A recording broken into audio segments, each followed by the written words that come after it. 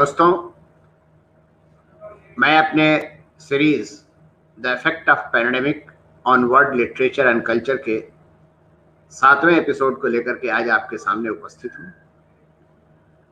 जैसा कि पिछली बार मैंने 2 नॉन फिक्शन और 2 फिक्शन के बारे में जिक्र किया था, आज भी मैं 2 नॉन फिक्शनल किताबों और 2 फिक्शनल किताबों के बारे में बातचीत करूँगा।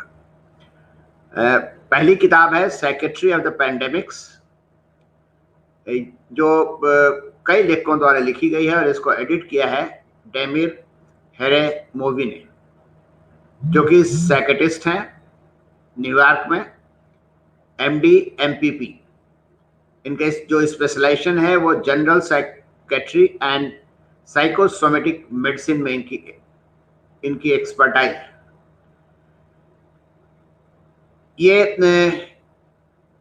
इन्होंने इस किताब में ये संकलित करने की और ये दिखाने की कोशिश की है कि जो आउटब्रेक्स होते हैं पैंडेमिक्स के, उसमें health response with respect to unique elements जो ऑफ पैंडेमिक एंड आउटब्रेक्स को कैसे फॉर्मुलेट किया जा सकता है, इस पर इन्होंने प्रकाश डालने की कोशिश की है। इस पुस्तक में शुरू में तो उन्होंने ब्रीफ हिस्ट्री ऑफ पैंडेमिक्स लिखा है, जिसमें एथेनियन प्लेग से लेकर के इबोला, जिका वायरस और बहुत सारे पैंडेमिक्स का जिक्र किया, जैसे black death, Spanish flu, AIDS, Antonine plague और कॉलरा एटसेट्रा एटसेट्रा। ये किताब ये भी बताती है कि ये नई इन्फेक्शस बीमारियां जो हैं वो क्लाइमेट चेंज के कारण होती हैं, और क्लाइमेट चेंज के कारण जो असंतुलन बन जाता है पर्यावरण में, उसके कारण ये लगातार पैंडेमिक्स हमले करते हैं मानव समुदाय पर। यह किताब यह भी बताती है कि व्यवस्था में किस तरह से निपटने के लिए तैयार रहना चाहिए। इस पुस्तक में mental health aspect of the outbreaks पर विस्तार से लिखा गया है। जैसे कि इसके कुछ चैप्टर्स का अगर मैं जिक्र करूं तो psychology of pandemics, societal, public and emotional epidemiological aspect, the importance of culture in managing mental health, preparing for the outbreak, neuropsychiatry complications of infectious outbreak, social distancing, quarantine and isolation के प्रभाव, mental health of quarantine and isolation, जिसका मैंने कहा कि मन पर और उसके मस्तिष्क पर लोगों के क्या असर पड़ता है, quarantine and isolation effects of health care workers, mental health care for survivors and health care personnels का, जो बच जाते हैं उनके मेंटल हेल्थ पर क्या क्या असर पड़ता है, mental health assistance to family and community की, जो परिवार और समाज पर जो इसका असर पड़ता है उसका असेसमेंट का एक चैप्टर है, और immunisation and vaccination mental health aspects के लिए क्या जरूरी है या नहीं जरूरी है, इस पर उन्होंने जिक्र किया है। इन्होंने कुछ मोस्ट अलार्मिंग ट्रेंड्स को चिन्हित करते हुए उसके लिए गाइडेंस दिया है, और ये एक अच्छी किताब है। पैंडेमिक का मन मस्तिष्क पर पड़ने वाले प्रभाव, सोसाइटी पर पड़ने वाले प्रभाव, फैमिली पर पड़ने वाले प्रभाव, हेल्थ वर्कर्स पर पड़ने वाले प्रभाव, और उनके मतलब उनकी जो साइकोलॉजी है, मनोविज्ञान पर पड़ने वाले प्रभाव का बहुत सुंदर तरीके से वर्णन किया गया है। दूसरी किताब है जो बहुत इंपॉर्टेंट किताब है, और जिसका नाम है contagion, how commerce has spread diseases. व्यापार ने बीमारियों को किस तरह से फैलाया है, इसका जिक्र है। और ये किताब है बाय मार्क हैरिसन की, बाय मार्क हैरिसन द्वारा लिखी किताब है, जो कि कंसल्टेंट है in emergency medicine. He has published wider on the history of diseases and medicine। उन्होंने बीमारियों के इतिहास और उसका इलाज किस किस तरीके से होता है, इस पर उन्होंने बहुत सारे शोध किए हैं और उस पर किताबें लिखी हैं। उन्हीं में से एक ये किताब है। जैसे हम कई बार सोचते हैं कि हम इतने विकसित हो चुके हैं चिकित्सा के क्षेत्र में कि मॉडर्न मेडिसिन और जो हमारा इंफ्रास्ट्रक्चर है स्वास्थ्य को लेकर के, वो इतना मजबूत है कि भयानक कंटेजियस बीमारियों से हमें वो बचा सकती हैं। लेकिन जब महामारियां फैलती हैं तो हमारा ये विश्वास चकनाचूर हो जाता है। यही बात मार्क हैरिसन ने अपनी पाथ ब्रेकिंग इन्वेस्टिगेशन आधारित किताब में ये दिखाने की कोशिश की है कि मानव सभ्यता का इतिहास किस प्रकार ये दिखाता है कि व्यापार और बीमारी में एक गहरा संबंध है। सैकड़ों सालों से व्यापार जो हो रहे हैं, जिसको ट्रेड बोलते हैं, उन व्यापार की वजह से बीमारियों को दुनिया के पूरे हिस्से में, डिफरेंट पार्ट्स में फैलने में काफी आसानी होती है, मदद मिलती है। और आज जब ये बात बार बार साबित हो रही है कि व्यापार ने ही महामारियों को न सिर्फ जन्म दिया है बल्कि उसे फैलाने का काम भी किया है। Communities and germs are spreading with unprecedented speed.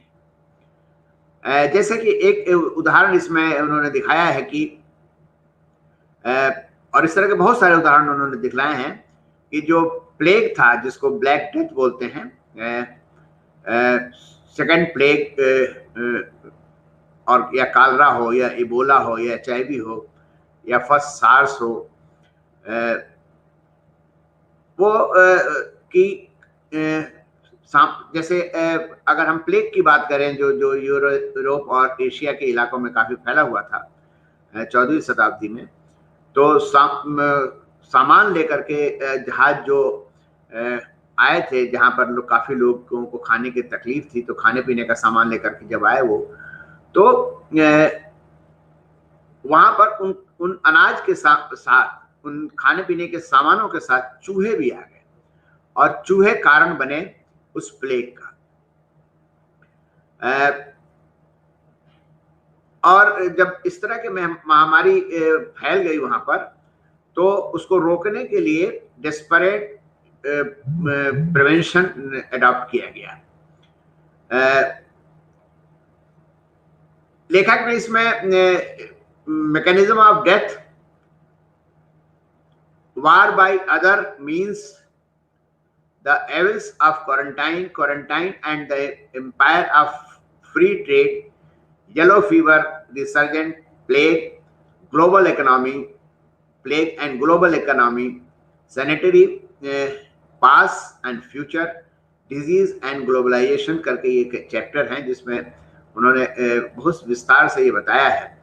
और जब 14वीं शताब्दी में प्लेग फैल गया तो ये सोचा गया कि जो जहाज सामान लेकर आ रहे हैं समुद्र के रास्ते, तो चूंकि अनाज के साथ साथ उसमें चूहे भी आ जा रहे हैं और चूहे ही कारण बने हैं प्लेग का उस इलाके में, यूरोप और एशिया के उन इलाकों में, तो उन जहाजों को जो सामान लेकर के आते हैं उनको क्यों न 40 दिन के लिए क्वारंटाइन कर दिया जाए।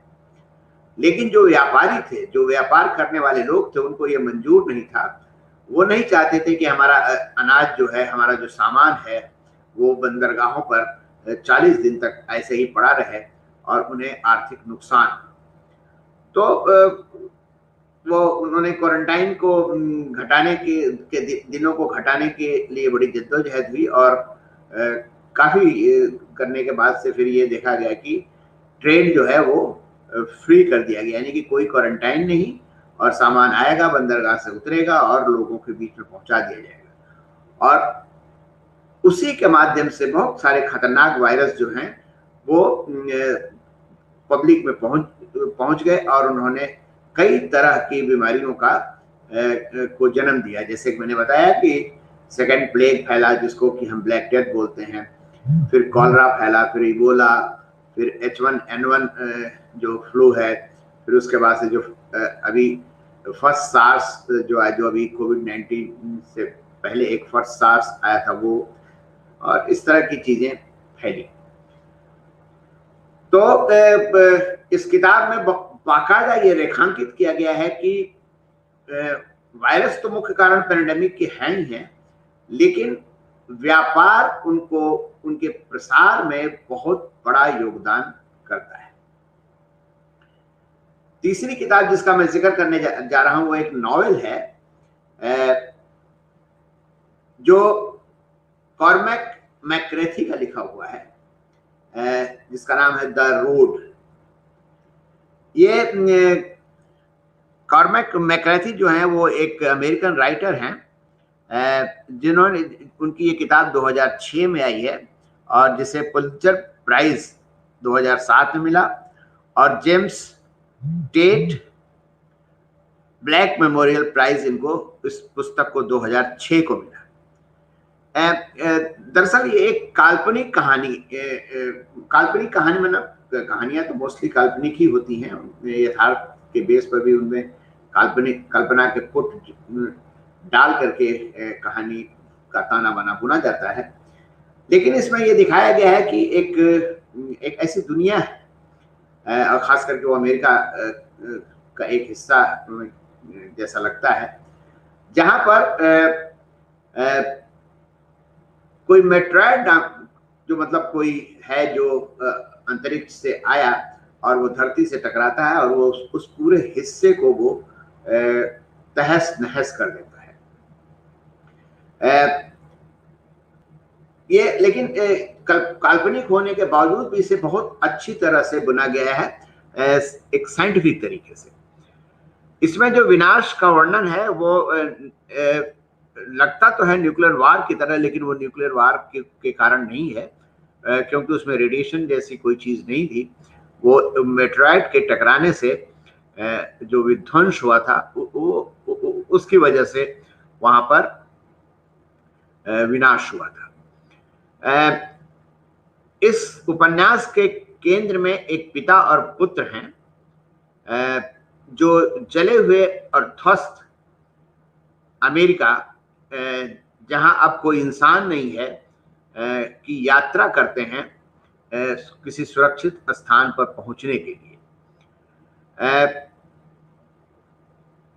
कहानी का थोड़ा सा बैकग्राउंड ये है कि लड़के की मां जब विनाश की घटना घटती है तो वो प्रेग्नेंट थी और उसने कुछ ही दिनों पहले इस विनाश की लीला को देख करके आत्महत्या कर ली थी। लेखक दिखाता है इसमें, मैक्रेथी इसमें दिखाते हैं कि वहां सब कुछ लगभग खत्म हो गया है। आसमान से राख भरी आंधी बरस रही है, ठंड इतनी ज्यादा हो गई है कि पत्थर तक क्रैक हो जा रहे हैं, बर्फ भी गिरती है तो वो राख की तरह मटमैली यानी कि ग्रे होती है। पिता और पुत्र जो है वो कोई समुद्र का किनारा वहां तक पहुंचना चाहते हैं, लेकिन वो एक रोड का सहारा लेते हैं, लेकिन उनको ये भी नहीं पता है कि वहां वो जा क्यों रहे हैं। उनके पास थोड़ा सा खाने पीने का सामान है पिट्ठू बैग में, और उनके पास एक पिस्तौल है जिससे कि वे अपनी रक्षा कर सकें, पर उस पिस्तौल में सिर्फ 2 राउंड की गोलियां ही बची हुई है। यह एक profoundly moving story of a journey of a father and son. इस लेखक ने इसे ये नाम दिया हुआ है। ये दिखाता है कि हालांकि भविष्य में किसी अच्छी बात की उम्मीद नहीं है, फिर भी वो एक दूसरे से बेहद प्यार करते हैं। पिता की जिंदगी पुत्र की वजह से है, और पुत्र की दुनिया, पुत्र की जिंदगी जो है वो पिता की वजह से है। और इस अटूट प्यार की वजह से ही पिता पुत्र बंधे हुए हैं। पिता हालांकि बीमार है, उसे खांसी होती है, और पिता को लगता है कि वह ज्यादा दिन चलेगा नहीं और जल्दी ही वो मर जाएगा, पर वो अपने बेटे का हौसला बढ़ाता रहता है। पिता पुत्र को यह भी सिखाता है कि अगर कहीं नरभक्षियों से पाला पड़ जाए तो नरभक्षियों, यानी कि चूंकि सारी चीजें तहस नहस हो चुकी हैं, तो जानवर ही नहीं, इंसान भी इंसानों को खाने लगे हैं, खाने पीने की बहुत कमी है। तो कहते हैं कि जब नरभक्षियों से सामना पड़े हो तो उनके हाथ में जाने की बजाय खुद को गोली मार देना ज्यादा बेहतर है। इसमें दिखाया जाता है कि कुछ दंगाई हैं जो उनसे आके मुठभेड़ करते हैं। एक को तो वे लोग मार देते हैं, पर बाकियों से बचने के लिए अपना सारा सामान छोड़कर भागते हैं। वो भागते भागते एक जगह पहुंचते हैं जहां बंद ताला लगा हुआ एक घर मिलता है। उन्हें वहां जाकर के ऐसा सारी चीजों को, सारे सीनरी को देखकर ये पता चलता है कि वहां नरभक्षियों ने कुछ लोगों को कैद कर रखा है, और वे टुकड़े टुकड़े में उनका मांस खाते हैं और जंगल में भाग जाते हैं। भूख से बेहाल होकर पिता और पुत्र चलते चलते एक बैंकर तक, मतलब एक बंकर तक पहुंचते हैं, जहां पर खानों के सामान से खूब भरा पड़ा है, और कपड़े हैं वहां पर, और अन्य सामान है दैनिक जरूरतों की। वे वहीं रहते हैं कुछ दिनों तक और अपनी ऊर्जा को सही, मतलब एक तरह से संरक्षित करते हैं, अपनी ताकत थोड़ी सी बढ़ाते हैं, स्वास्थ्य अपना थोड़ा सा ठीक करते हैं। और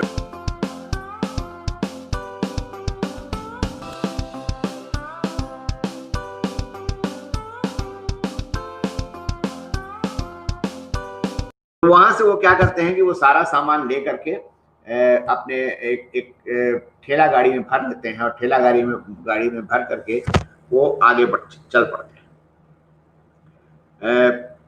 उन्हें रास्ते में एक बूढ़ा मिलता है जिसको वे कुछ खाने का सामान दे देते हैं। रास्ते में उन्हें कई बुरे लोग भी मिलते हैं, नरभक्षियों का ग्रुप मिलता है, और इस तरह से वे उनसे बचते बचाते भागते रहते हैं, और फिर उनका खाना खत्म हो जाता है। उन्हें एक और घर मिलता है, वहां से वे खाने का सामान फिर से इकट्ठा करते हैं और आगे बढ़ते हैं। लेकिन पिता की तबीयत और खराब हो जाती है, और वो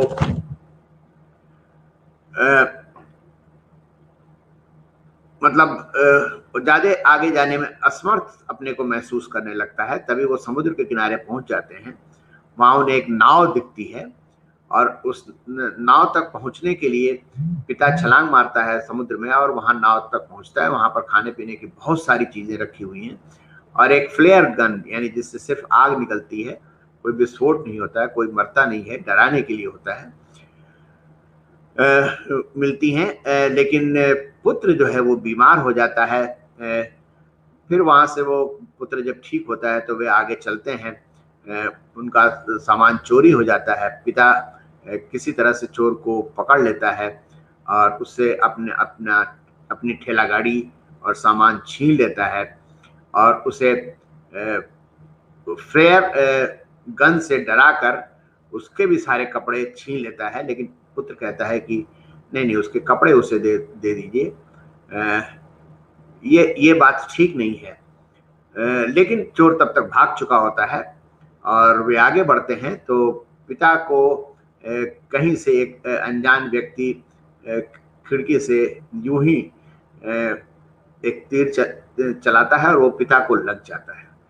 पिता मर जाता है और पुत्र अकेला हो जाता है। लेकिन पिता अपने पुत्र से कहता है कि तुम चिंता मत करो, जब तुम प्रार्थना करोगे तो तुम्हारी प्रार्थना मुझ तक पहुंचेगी और मैं तुमसे उसी प्रार्थना में बात करूंगा। अंत में क्या होता है कि एक परिवार मिलता है जिसमें एक पुरुष है, एक स्त्री है और दो छोटे छोटे बच्चे हैं। वे पुत्र को अपने अपने साथ ले लेते हैं और उसकी सुरक्षा करने लगते हैं और इस तरह से एक हैप्पी एंडिंग हो जाती है इस उपन्यास की। चौथी किताब है वो उपन्यास है और उसका शीर्षक है the last town on earth. ये भी एक अमेरिकन राइटर थॉमस मुलेन का लिखा हुआ है। ये भी 2006 में पब्लिश हुआ है और इसे जेम्स फेनीमोर कूपर प्राइज मिला for the best historical fiction in 2007 में। ये एक वाकई एक सही तरीके से पैंडेमिक की पृष्ठभूमि पर लिखा हुआ नॉवेल है, जिसमें कि वर्ल्ड वार फर्स्ट है और स्पेनिश फ्लू है बैकग्राउंड में। ये एक ऐसे शहर के इर्द गिर्द ये कहानी घूमती है जो शहर मिल मजदूरों के एक नेता ने उसे बसाया था, क्योंकि जहां वो पहले मजदूर काम कर रहे थे वहां पर एक गोली कांड हो जाता है, जिससे मजदूर वहां से भागते हैं और अपने शोषण के खिलाफ, अपने दमन के खिलाफ, अपने ऊपर अत्याचार के खिलाफ, अपने ऊपर हुई गोलीबारी के खिलाफ विरोध करते हुए वहां से वो भाग जाते हैं। और उन्हीं में से एक बंदा जो है वो एक नया शहर बनाता है उन भागे हुए लोगों को लेकर के। और उसने एक जो शहर बसाया है वहां पर सही मायने में लोकतंत्र है और एक तरह से कहा जाए तो समाजवाद है वहां पर। इस शहर का नाम कॉमनवेल्थ रखा है लेखक ने। यह मजदूरों के लिए लगभग स्वर्ग जैसा है, क्योंकि यहाँ पर कोई शोषण नहीं है। यहाँ पर कोई मेयर नहीं है, कोई पोस्टमास्टर नहीं है, कोई शेरिफ नहीं है, कोई जेल नहीं है, कहीं टैक्स वगैरह कहीं वसूला नहीं जाता है, कोई ट्रेन स्टेशन नहीं है, न कि रेलवे लाइंस वहाँ पर बिछी हुई हैं, कोई चर्च नहीं है, कोई हॉस्पिटल नहीं है, सिर्फ वहाँ पर एक बहुत बड़ा मिल है और जिसको लोग अपना घर की तरह भी इस्तेमाल करते हैं। और बहुत सारी जमीन है जहाँ पर कि खाने पीने के सामान जो उगाए जाते हैं और उन लोगों का सारा बंदोबस्त वहीं से होता है। लैंड के अलावा वहां पर एक जनरल स्टोर है और एक डॉक्टर का ऑफिस है।